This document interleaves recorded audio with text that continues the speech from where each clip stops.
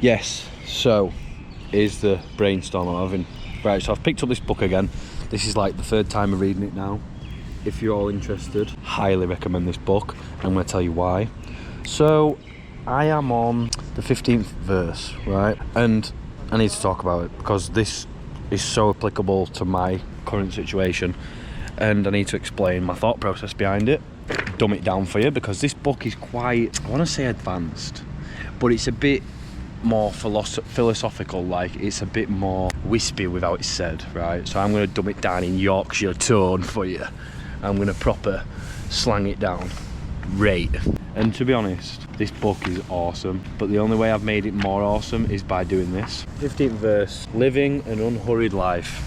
Okay, now with social media now, everyone seems to be in a rush. Me included, I was like this, right? But this chapter, the book is Change Your Thoughts, Change Your Life, right? It's not telling you not to go after what you want, it's telling you to go after it a different way. And I have found this book probably helped me the most, right? I'm going to talk about this exact verse.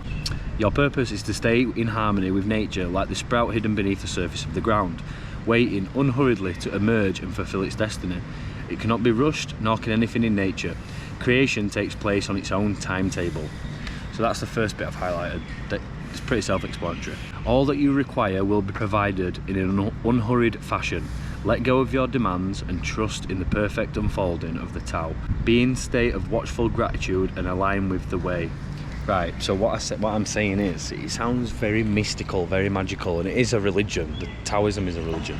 However, how can we common folk apply that to our lives? Well, when everybody says it is what it is, everybody says let it be, like the Beatles said, let it be, let it be, let it be, let it be, whisper words of wisdom, let it be. He must have read this book. No, but seriously. So when it says align with the way, if you sit with yourself long enough and you figure out what it is that you want, and you're putting in some effort to get in there, but there's a fine line, right, between putting no effort in at all and then putting too much effort in. You want to sit somewhere in the middle, right?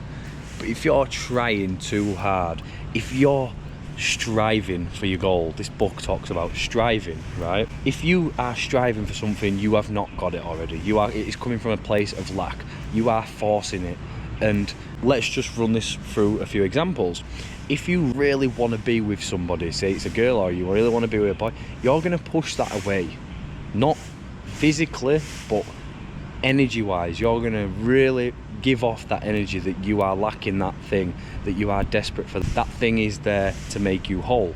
But the way I want you to look at this is same with money, same with success, same with being happy, so to speak, is if you can bring that out first and you don't need that thing will come to you anyway, because you are already that person that deserves that thing. You are that person that aligns with the thing that you so-called want, whether that's a wife, whether that's kids, whether that's money and success, whether it's a Lamborghini. If you are already happy without it, then you will attract it. So that's what this verse is talking about. I'm just going to read this next bit because it's super important. Stop chasing your dreams. Allow them to come to you in perfect order with unquestioned timing.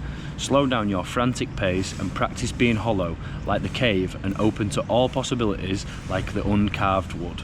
Make stillness a regular part of your daily practice. Imagine all that you'd like to experience in life and then let go. Trust the Tao to work in divine perfection, as it does with everything on the planet. You don't really need to rush or force anything. Be an observer and receiver rather than the pushy director of your life. It's through this unhurried unfolding that you master your existence in the way of the Tao. So, just a little side note. This is exactly why I've moved to Thailand. Everybody's at such a slower pace here, right? And yeah, we've got the mopeds flying about and that, and there's a lot more people here, but everybody lives a lot slower. Everybody lives a lot more of an unhurried life. And I just noticed it when I walked to 7-Eleven then to get myself a coffee. What I noticed is I took my time, said hello to a few people. I got talking to somebody nice, just practicing my Thai riz, if you know what I mean. And I had no rush. It took me like 10 minutes to get to 7-Eleven, and it's like a 1 minute walk, 2 minute walk. And I was just living an unhurried life, and I was walking around, being like a child, looking at the trees, looking at people who were just talking to each other and being happy. And I was in complete awe, and I was in complete admiration for the small things. And my outer world was not affecting me. And my whole thoughts about success and money was not on my mind right then, because I was present, I was fully aware of what was going on around me. And this starts by slowing it down.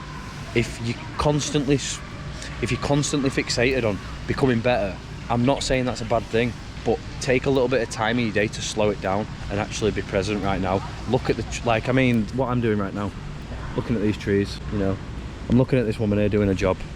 Like, no pressure, love, like, get fucking sweeping. But no, like, I'm taking admiration for the small things. And then once I'm ready, once I'm out of that state again, I can focus on the things that I want to do, but I'll not focus on them the same.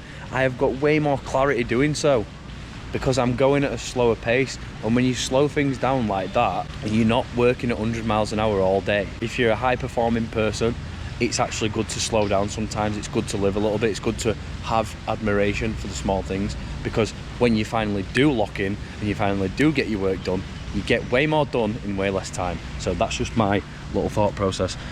The last bit: give up struggling and start trusting in the wisdom of the town. What is yours will come to you when you aren't trying to push the river. You've probably been encouraged to actively direct and go after your dreams all your life. Now it's time to trust in the eternal wisdom that flows through you. So again, this is like going back to the first point. We'll set that book down. This is going back to the first point, is sometimes it is better to let go and let God, right? And whether you believe in it or not is completely up to you. But what I did with a few things really is like failed relationships, people like talking phases, right? People who I'd talked to and it didn't work out. The minute I actually stopped caring and I just let it be, the minute that person was then drawn to me, right? But the minute I was overly fixated on that person or overly fixated on that relationship working out was actually when you drive it away, because you care, you've got excess importance on that person or that thing. And I think applying that to my whole life now is, especially now where I'm at when I've moved here, is I can't get too fixated on the money, because then the money will run out, the money will leave me. So what I am doing is, to combat that, I am just being in awe for everyday life. Like, soon I'm going to go for a walk. I've still not looked at my phone. I'm going to go for a walk, leave my phone in the condo, and I'm going to be fully present. I'm going to talk to as many people as I can, get to know as many people as I can, and just be at one with my life. And the money will come regardless. The money will not come any faster if you fixate and you worry about it. And what I've found is you'll be way more upset when the money doesn't come, rather than appreciating the life that you've got, appreciating the small things and not taking them for granted. Be happy that you're here, be happy that you've got a roof over your head, be happy that you've got food in your stomach, be happy that you're not like some very underprivileged people. And already you can have admiration for the small things then.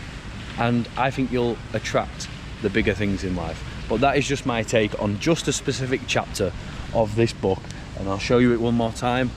Because if you ain't read this and you are struggling with this stuff and you're constantly striving for a better life, I recommend that book 100%. So anyway, you've been a right laugh. I'm just gonna fucking send it.